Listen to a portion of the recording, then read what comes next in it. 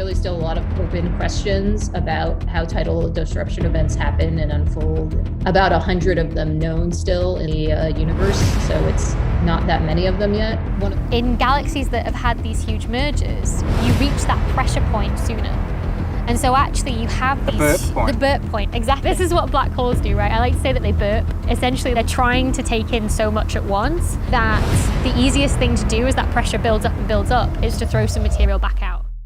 With a gravitational field so strong that not even light can escape its grip, black holes are probably the most interesting and bizarre objects in the universe. Most people are terrified of black holes.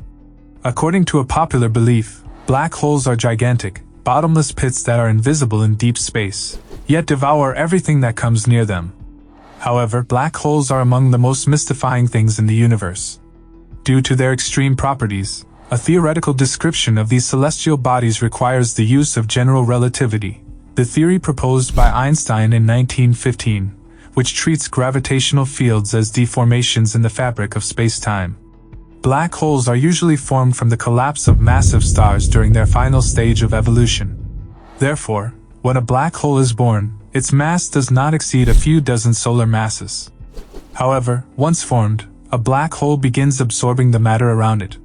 And if it resides at the center of a galaxy, where the density of matter is high, it can grow up to millions and even billions of solar masses, becoming a supermassive black hole. Our Milky Way also hosts such a black hole called Sagittarius A, which is more than 4 million times heavier than the Sun. Although Sagittarius A is a giant compared to any other object in our galaxy, it is dwarfed by some other known black holes called ultramassive, which are tens of billions of times the mass of the Sun. While staggering, these behemoths pose a serious challenge for scientists. The problem is that according to the current theory of the formation and evolution of galaxies, no black hole should have had enough time to gain such a huge mass, even if it formed shortly after the Big Bang. But what is the recent discovery made by Hubble? Scientists using the ever-faithful Hubble Space Telescope, HST, believe they've spotted their most terrifying discovery to date, a rogue, supermassive black hole, unshackled from the heart of its galaxy, prowling across the cosmos at nearly 1,000 miles per second. A black hole is a location in space that possesses so much gravity, nothing can escape its pull, even light. They're some of the oddest and most fascinating objects in space. Albert Einstein predicted the existence of black holes in 1916 with the help of his general theory of relativity, although it wasn't until 1967 that the name black hole was coined by American astronomer John Wheeler. In 2019, the first ever image of a black hole was captured by the collaboration behind the Event Horizon Telescope. While the telescope was studying the event horizon, or the region past which nothing can escape from a black hole, the EHT discovered a black hole. This can be seen in this image of black hole with the abrupt loss of photons, or light particles. If their findings hold water, it would make for some of the best evidence to date of a supermassive black hole being ejected from its host galaxy. It's a very cool, serendipitous discovery, says astronomer Charlotte Angus of the University of Copenhagen. The possibility that this might be due to a supermassive black hole that's been ejected from its galaxy is very exciting. These events have been predicted by theory, but up until now, there's been little evidence for them. No matter their starting size, black holes can grow throughout their lives, slurping gas and dust from any objects that creep too close. Anything that passes the event horizon, the point at which escape becomes impossible, is in theory destined for spaghettification, thanks to a sharp increase in the strength of gravity as you fall into the black hole. As astrophysicist Neil deGrasse Tyson once described the process, while you're getting stretched, you're getting squeezed, extruded through the fabric of space like toothpaste through a tube. Because black holes swallow all light, astronomers can't spot them directly like they do the many glittery cosmic objects in the sky. As gas and particles are pulled into the black holes, radiation is generated. An international team of academics and scientists set out to acquire the first image of a black hole, focusing on Sagittarius A, the supermassive black hole that is at the center of our Milky Way galaxy.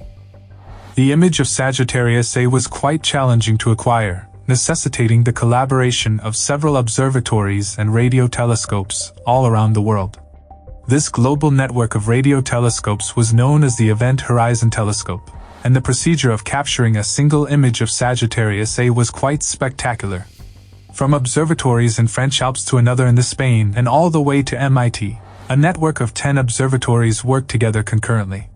The antennas from these observatories required to be synced down to the millisecond, thus atomic clocks were set at each station to begin the procedure at the same time. After settling at the antenna, astronomers targeted the Event Horizon Telescope and Sagittarius A, which are approximately 27,000 light-years distant from Earth, cutting through a sea of stars, planets, and cosmic dust. The collected data was integrated and processed using advanced mathematical methods to reproduce the captured image. The image was reconstructed, which depicted Sagittarius A's very first vision, which took the appearance of a blazing donut-shaped ring of light.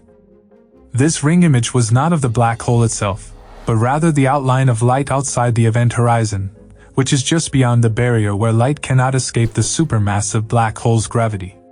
The dazzling yellow ring that surrounds the black hole is a white-hot plasma with a temperature of more than 18 billion degrees Fahrenheit. Scientists were also able to establish that the supermassive black hole was approximately 4 million solar masses.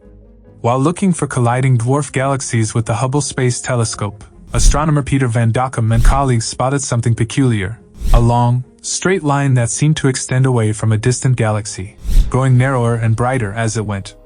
"Whatever it is, we haven't seen it before," says Van Dokkum of Yale University. Most astronomical objects are shaped like a spiral, or a blob. There are not many objects that are just a line in the sky. When astronomers do see lines, they're usually from something moving, like a satellite crossing the telescope's field of view. To figure out what it was, Van Dokkum and colleagues took follow-up observations with the Keck Observatory in Hawaii. Those observations showed that the streak was associated with a galaxy whose light took about 8 billion years, more than half the age of the universe, to get to Earth. And this supermassive black hole isn't only destroying everything in its path. Based on the Hubble images, it appears the rogue black hole is producing a trail of nascent stars as it passes. You read that right. It may actually be spawning stars too, rather than just destroying them. In fact, this streak of stars is what led to the rogue black hole's discovery in the first place. Because a black hole is invisible, astronomers must observe the matter it surrounds itself with. In the case of supermassive black holes, that'd typically be a luminescent disk of gases and stars. But in the case of this rogue supermassive black hole detached from any galaxy, it, fortunately, left some sidereal breadcrumbs for astronomers. "I thought that I'd actually made an error, that there was this weird streak in the image," Van Dokkum told Insider. "Black holes on their own are invisible. But if a black hole leaves a galaxy, it doesn't leave by itself. Some of the stars and gas that were gravitationally bound to the black hole leave with it. That gas will emit strong radiation that telescopes can detect. The black hole's path through the gas and dust in the galaxy's outer regions can compress some of that gas into new stars, too, which would also be visible. Another possibility is that the line is a jet of radiation launched by the galaxy's central supermassive black hole. But that scenario would probably lead to a beam that is narrow when it is close to the galaxy and broadens as it gets farther away. This streak does the opposite. If it's a black hole, it could have been ejected from the galaxy's center by interacting with one or two other black holes nearby. Almost every galaxy has a supermassive black hole at its center. When galaxies merge, their central black holes also eventually merge. If the conditions are right, that merger can give the resulting black hole a kick, sending it flying away at high speed. Alternatively, the black hole could have been spat out of a smash-up among three galaxies. When a third galaxy joins an ongoing merger, three supermassive black holes jockey for position. One black hole can be tossed out of the galactic smash-up, while the other two take off more slowly in the other direction. That's what Van Dokkum thinks happened in this case. There are signs of a shorter, dimmer streak heading in the opposite direction from the bright, straight line. More observations of this system, perhaps with the James Webb Space Telescope, are needed to confirm that it really is an ejected supermassive black hole. JWST is one of the most advanced space observatories ever built, and it is set to revolutionize our understanding of the universe. NASA's James Webb Space Telescope is currently the most advanced space telescope around, with cutting-edge technology and advanced tools to let it see farther into the universe, and see in much greater detail than ever before. Yet again, more theoretical calculations of what a runaway supermassive black hole should look like would help too. The finding motivates Angus to search through archived data for more potential black hole streaks. I wonder if there are more of these features out there, sitting in someone's data that might have just been missed, she says. Van Dockum does too. Now that we know what to look for, these very thin streaks, it makes sense to go back to Hubble data.